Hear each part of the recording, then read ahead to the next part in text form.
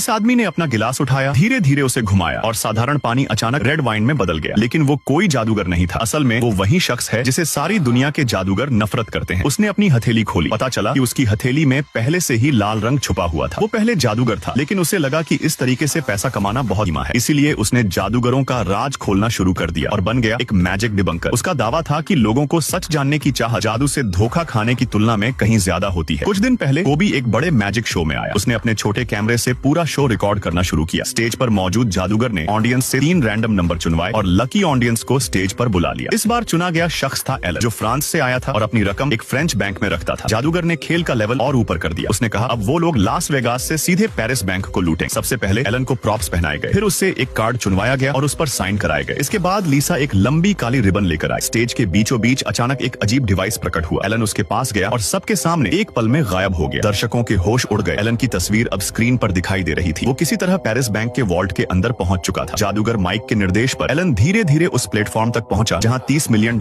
की नकदी रखी थी। उसने वो कार्ड निकाला जिस पर उसका साइन था। उसे शो का टिकट लपेटकर पैसों के ढेर की दरार में फेंक दिया। उसी वक्त पेरिस बैंक के गार्ड और मैनेजर वॉल्ट की जांच करने पहुंचे। तभी वहां कुछ अजीब हुआ। वॉल्ट की जमीन से नोट उठकर तेजी से छत की वेंटिलेशन पाइप में खींचने लगे। पैसे पाइपों से तेज रफ्तार में बहकर सीधे लास वेगास शो में पहुंच गए। बैंक स्टाफ जब वॉल्ट तक पहुंचा तो वहां न एलन था न पैसे, बस वही कार्ड और टिकट पड़े थे। उधर लास वेगास के शो में नोट हवा में उड़ रहे थे और लोग पागल होकर तालियां बजा रहे थे। इतना बड़ा बैंक डकैती जैसा जादू इंटरनेशनल FBI का ध्यान खींचना ही था। पुलिस ने चारों जादूगरों को गिरफ्तार कर लिया, लेकिन अदालत उन्हें दोषी साबित नहीं कर सकी, क्योंकि उस रात के दसियों हजार दर्शक गवाही देने को तैयार थे कि जादूगर पूरे समय स्टेज पर थे। अगर उन्हें सजा दी जाती तो इसका मतलब होता कि जादू सचमुच अस्तित्व में है। नतीजा ये हुआ कि पुलिस के पास सबूतों की कमी के चलते उन्हें छोड़ना पड़ा। असल में ये सबकी सच्चाई बताने वाला कोई और था।